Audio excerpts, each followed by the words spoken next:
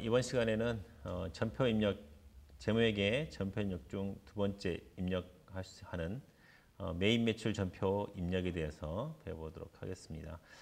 이 앞 시간에 일반 전표 입력에 대해서 배웠고, 이 시간에 배울 메인 매출 전표는 이 앞 시간에 잠깐 설명했지만 부가가치세 신고와 관련된 내용들을 입력하는 전표 입력 되겠습니다.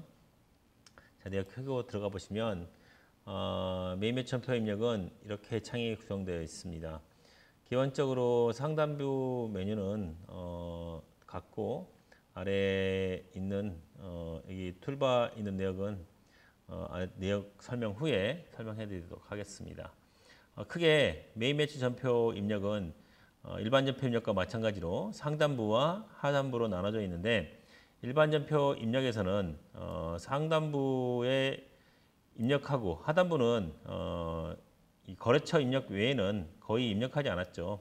상단부에 있는 내역을 나타내 주는 게 역할을만 했어요. 하지만 메인 매출 전표 입력에서는 상단부와 하단부가 각각 나눠져 있을 뿐만 아니라 상단부 입력과 하단부 입력도 각각 입력할 수 있게 돼 있어요. 상단부 입력을 하고 그 다음에 하단부 입력을 하고, 그러니까 상단부에 있는 뭐 세금 계산서랄지 뭐 신용카드랄지 계산서랄지 이런 내역들 입력하고 난 다음에 그 다음에 하단부에서는 분계를 하는 이 아래 하단부가 별도에 입력할 수 있게 분계를 별도로 입력할 수 있게 돼 있어요. 물론 하단부에 분계를 하지 않고 일반 전표 입력에다가 입력할 수도 있지만, 이 자리에서 상단부와 하단부를 직접 둘 다 입력할 수 있는 구조로 되어 있습니다.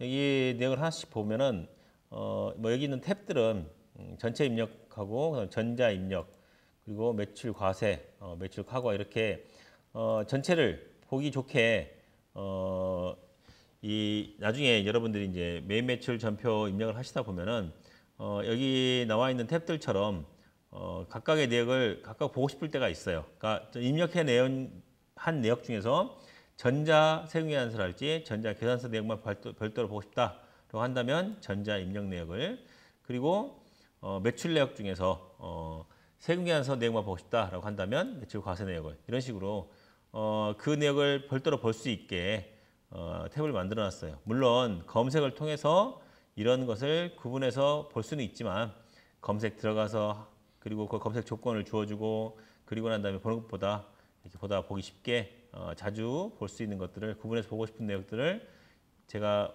이렇게 하나씩 눌러보는 것처럼 이렇게 탭을 만들어 놨어요. 그래서 여러분들이 뭐 전자입력과 뭐 종이입력 이렇게 나눠볼 수 있도록 간편하게 볼 수 있도록 집계를 볼 수 있게 돼 있고, 그 바로 아래에 있는 것은 연월일은 일반 전표 입력에서와 마찬가지로 이렇게 월별로 혹은 일자별로 이렇게 입력할 수도 있는 거고, 그렇지 않고 이렇게 월별로 선택해서 1월부터 12월까지랄지 혹은 뭐 분기별로 1월부터 3월까지랄지 이렇게 월별을 선택해서 입력할 수 있게 해놨어요. 마찬가지로 일반 전표 입력과 마찬가지로 변경을 누르시면 이렇게 월별로 혹은 일자별로 입력할 수 있는 구조로 되어 있습니다. 마찬가지로 현금 잔액과 대차 차액 역시도 일반 전표 입력에서 봤던 것과 마찬가지로 현금 잔액 내역을 그리고 대차 차익이 발생한 내역을 보여주고 있습니다. 여기까지는 기본적으로 일반 전표 입력의 구성과 같고, 그리고 안에 세부 내역을 한번 들어가 보시면, 예를 들어 2일이라고 했을 때 일자를 쓰는 거고, 그리고 뭐 1월부터 뭐 12월까지를 선택했다면 그때는 이제 월 1을 다 쳐줘야 되는 거고, 뭐 그런 장단점이 있다고 말씀드렸어요. 월별로 하게 되면은 월을 치지 않아도 되지만 전체 월을 혹은 뭐 기간을 선택해서 하게 되면은 꼭 월과 일을 쳐줘야 되는 단점은 있다고 했죠. 뭐 예를 들어서 1월 2일이라고 했을 때 뭐 12월로 됐네요. 1월 2일 날. 번호는 여기 있는 번호는 앞에 일반 전표 입력과 좀 달라요.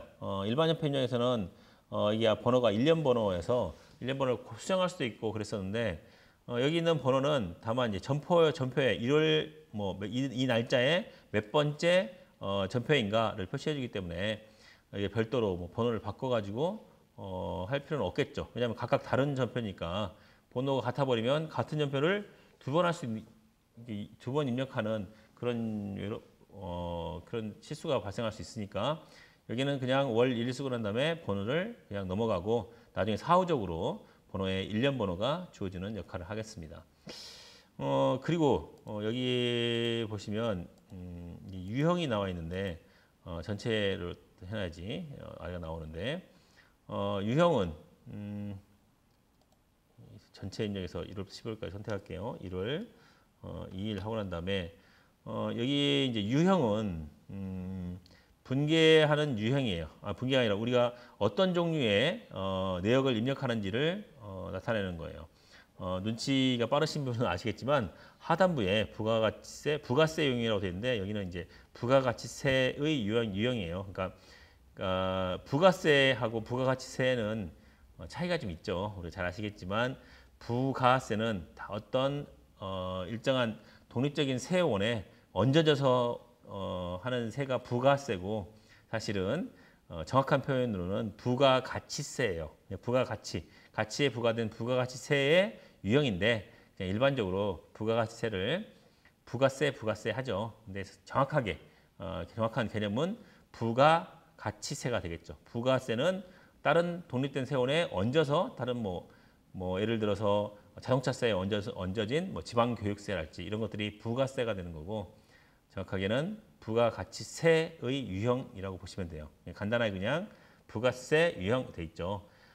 그만큼 이제 여기에 입력할 수 있는 유형의 종류는 이렇게 많아요. 종류가. 여기 나와 있는 매출하고 매입으로 별도로 나눠지는데 하단부를 보세요. 여기 매출에는 이렇게 11번부터 24번까지 그리고 매입에서는 51번부터 62번까지 이렇게 종류가 많이 나타나져 있습니다. 여러분들 이 부가세 유형을 물론 잘 아시겠지만 일단 한 번씩 저희가 보고 난 다음에 그 다음에 보도록 할게요. 자, 여기 있는 부가세 유형은 여러분들 교재를 보시면 더 자세히 나와 있어요. 여러분들 교재 101페이지 보시면 101페이지 내역에 이 내역이 항목별로 다 있습니다.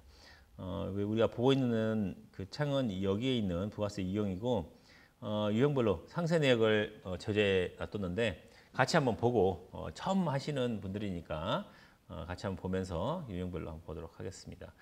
매출 유형 중에 첫 번째 11번은 과세라고 되어 있어요. 여러분들 여기에 11번에 과세라고 되어 있어 과세 매출 되어 있는데 이 내역은 과세 매출 중에서 세금계산서 발행분 입력 시 선택하는 거예요. 그러니까 여러분들이 매출한 건데 매출한 것 중에서 매출하면서 세금계산서를 발행했다라고 한다면 여기 11번에 나와 있는 과세로 입력하시면 됩니다. 세금계산서예요. 세금계산서 발행분을 나타내는 거예요.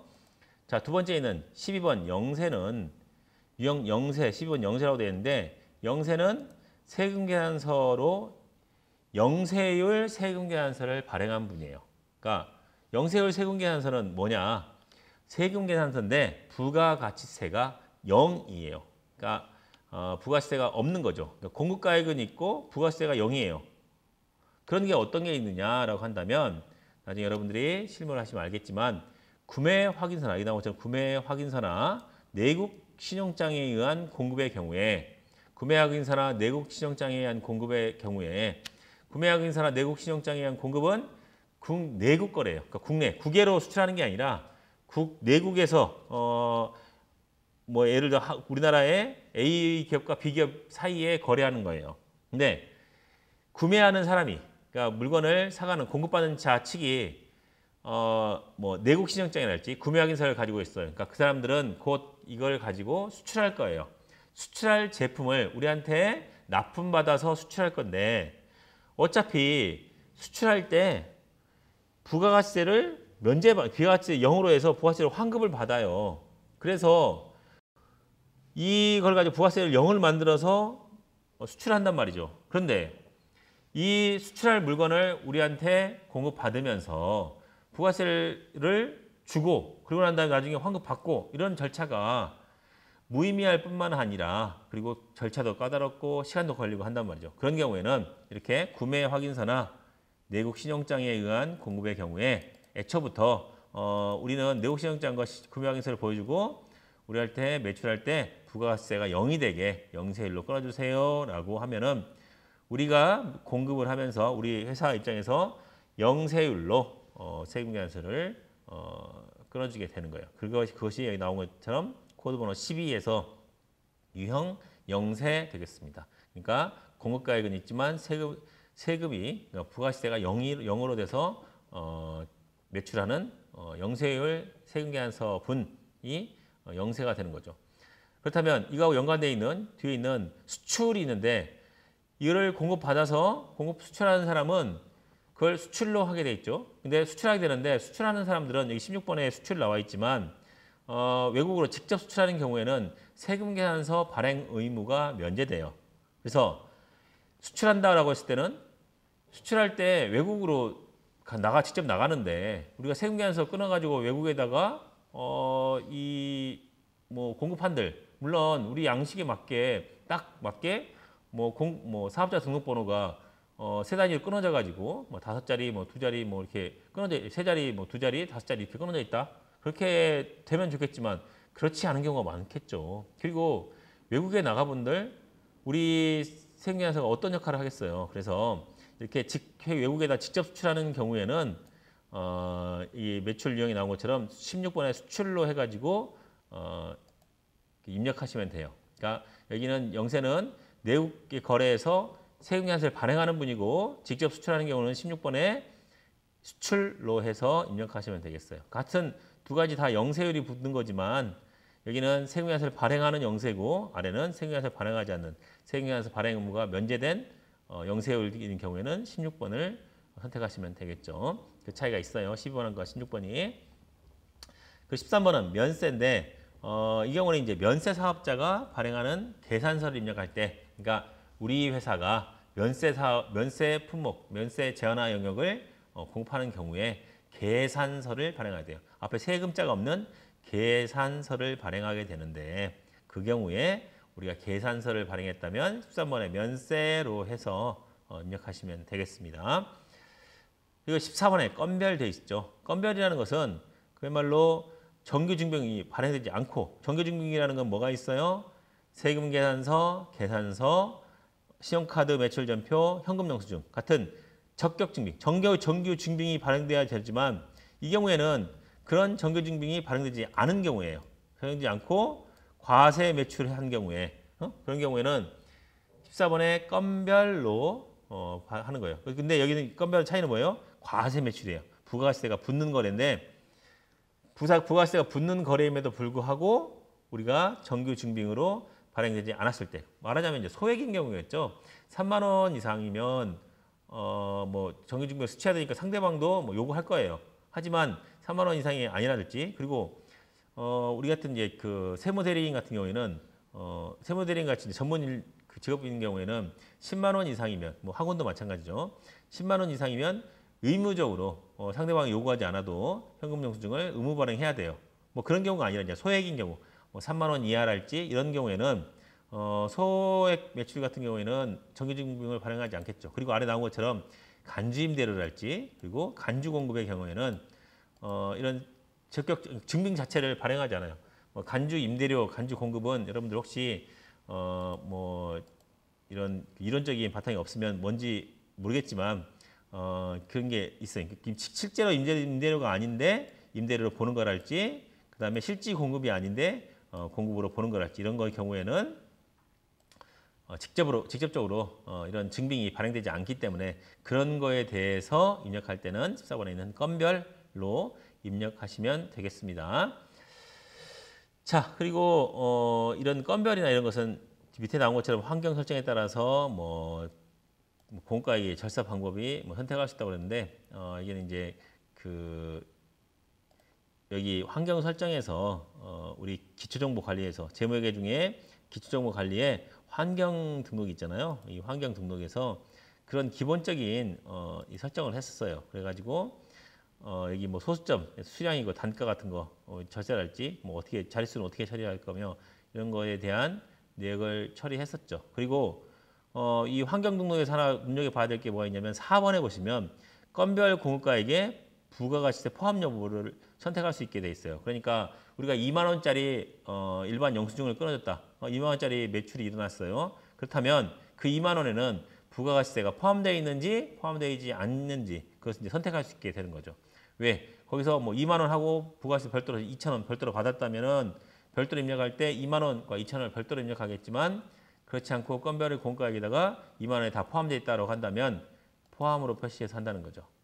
그리고 일반적으로 이런 것은 이제 공급 대가라고 하는데 부가세가 포함되어 있는 것을 포함되지 않은 것은 공급 가액이고 부가세 포함되어 있는 것은 공급 대가라고 하는데 공급 대가인 경우가 많죠. 2만 원 받고 부가세 별도로 받고 하지 않고 그냥 2만 원에 부가세가 포함됐다라고 한다면 그렇게 해서 받는 경우가 많기 때문에 부가세 포함으로 설정을 해두시면 나중에 우리가 입력할 때 여기서 뭐 14번에 건별 하고 난 다음에 품목은 뭐 건별 매출 하시고 공급가액에다가 2만 원짜리 하시면 2만 원에서 이렇게 2만 원 치고 난 다음에 엔터 치면은 이런 식으로 공급가액과 부가가치세를 구분해 준다는 거예요. 그러니까 이렇게 2만 원을 치면은 공급가액과 부가가치세가 나눠지는 것은 왜 나눠지느냐? 우리가 환경등록에서 환경등록 중에 회계 탭에서 4번에 있는 건별 공급가액의 부가가치세 포함 여부를 포함으로 해놨기 때문에 그러는 거예요. 이걸 미포함으로 이렇게 해놓으면은 미포함으로 해놨다라고 한다면 이걸 다시 한번 꺼버려야 돼요. 꺼서 다시 들어가야 돼요. 여기서 메인 매출 전표 입력에 들어가서 1월부터 12월까지 선택해서 자 여기서 다시 이제 이걸 지우고 다시 입력하면 여기가 예를 들어 아까처럼 2만 원 이렇게 치잖아요. 이렇게 하고 난 다음에 엔터 치면은 아까처럼 18,180원이 나눠지지 않고 어떻게 돼요? 공급가액이 2만 원 그대로 남겨진 채로 부가세가 별도로 표시되죠. 왜? 우리가 여기 있는 환경등록에서 회계 탭에서 여기를 뭐라고 해놨어요? 미포함을 했기 때문에 우리가 입력하는 값은 무조건 부가세가 포함되어 있지 않아요. 하기 때문에 2만 원 쳐도 부가세가 이렇게 별도로 구분되어지는 거죠. 그죠?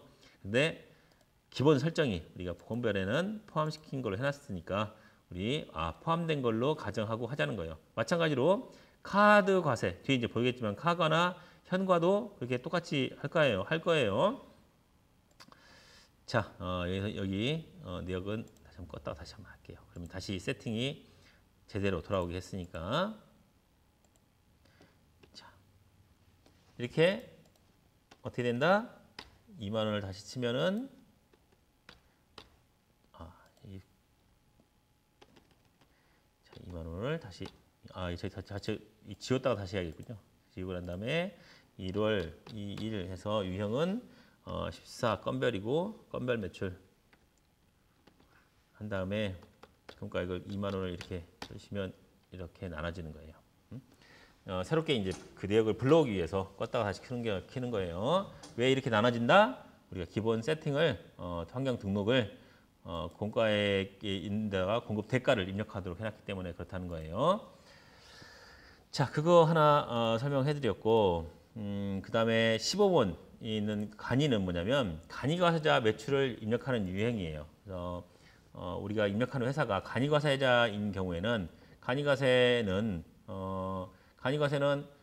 매출액이 뭐 기본적인 소액인 경우에 간이과세를 많이 해요. 그리고 물론 연간 공급 대가예요. 가액이 아니라 부가세 포함까지 합쳐서 연간 공급 대가가 4,800만 원 이하인 사업자에 대해서 간이과세를 하는데 물론 뭐 간이과세 배제 제기랄지 간이과세 뭐 배제 항목에 뭐 그 업종이랄지 이런 게 아닌 경우에는 간이과세로 되는데 그런 경우에 간이과세를 입력하는 경우에는 15번의 간이로 입력하게 되는 거예요. 왜? 간이에는 공급가액에 부가세가 포함되어 있는 공급 대가를 입력하기 때문에 이렇게 간이로 해서 15번을 입력해 주시면 되겠습니다. 물론 우리가 회사 등록에서도 간이 사업자로 간이과세자로 등록이 돼 있어야겠죠. 그죠?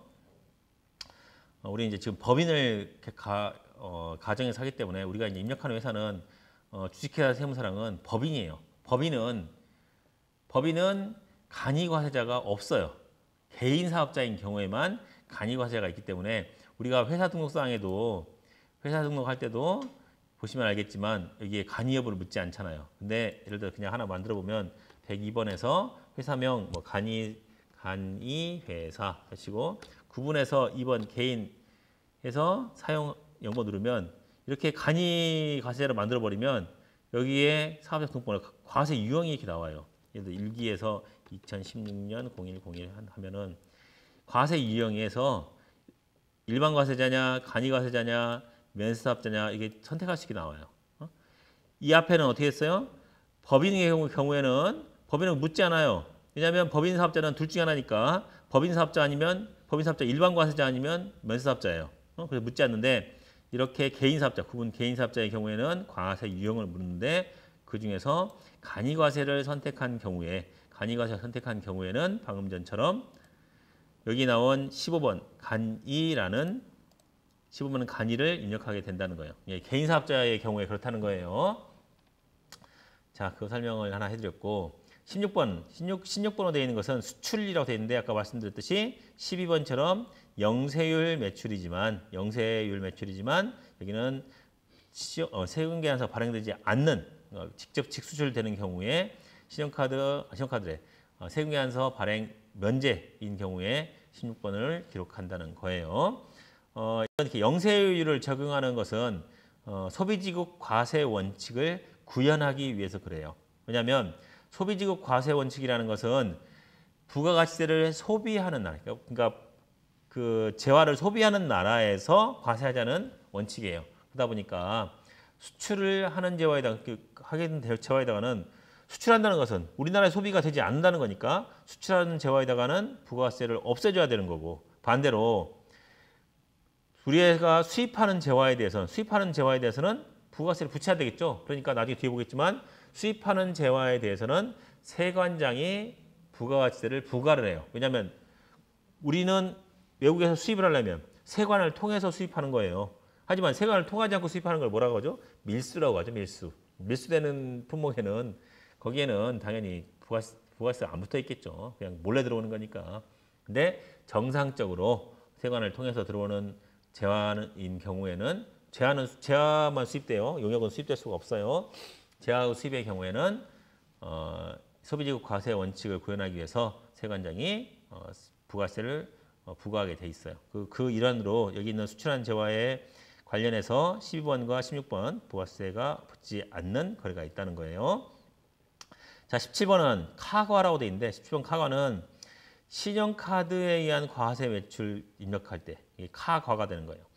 여기 잘 보시면 여기 17, 18, 19번이 카로 시작해요. 카과, 카면, 카영 이렇게 돼 있어요. 이 세 가지는 뭐냐면 기본적으로 신용카드로 결제한 거예요.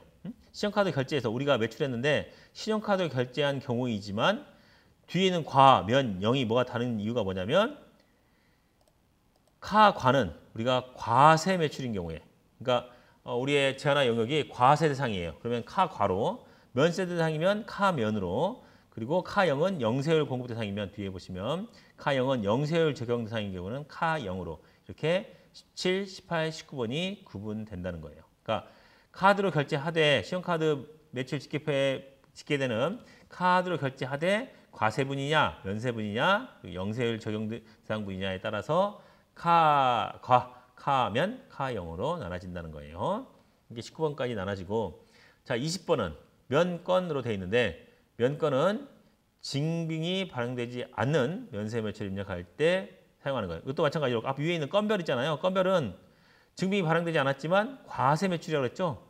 반대로 아래 20번은 증빙이 발행되지 않았는데 면세 매출인 경우에 면세 품목이 매출인 경우인데 증빙이 발행되지 않았는데 면세 품목이다라고 한다면 14번에 있는 건별이 아니라 면세니까 20번에 있는 면건을 사용한다는 거예요.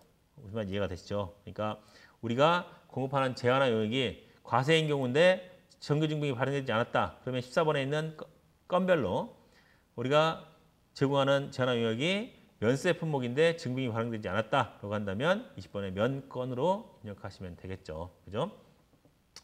자, 그다음에 21번은 전자라고 되어 있는데 이런 경우에는 전자적 결제 수단으로 매출하는 경우에 전자로 하는데 여기 나와 있듯이 전자화폐 결제 명세서에 가맹점별로 집계되는 경우에 전자로 입력하게 돼 있어요. 근데 사실은 우리가 입력할 때 전자는 잘 입력하지 않아요. 왜냐하면 이거를 어디서 이제 불러오지 않는 이상 전자화폐 결제하는 명세를 일일이 다 손으로 입력하기에는 힘이 드는 경우가 있기 때문에 하지만 우리가 전자결제로 직접 하는 회사라고 한다면 21번으로 입력을 하겠죠. 자, 그리고 22번부터 24번까지는 마찬가지로 이제 앞에 현자가 붙는데 현과 현면, 현영 이렇게 해서 현자가 붙는데 과면영으로 유형이 달라요. 뭐냐? 매출인데 현금 영수증, 공이 똑같이 현금 영수증을 사용한 매출이에요. 현금 영수증 매출 다 현금 영수증 매출이에요. 하지만 우리가 공급하는 재화나 용역이 과세 품목이면 현과로, 면세 품목이면 면세 매출분이면 현면으로, 영세율 매출분이면 현영으로 이렇게 22, 23, 24번을 구분해서 입력하시면 된다는 거예요. 자, 이렇게 해서 이제 그 매출분에 대한 부가세 유형을 살펴봤어요. 자, 바로 이어서 매입분에 대한 부가세 유형을 살펴보도록 하겠습니다.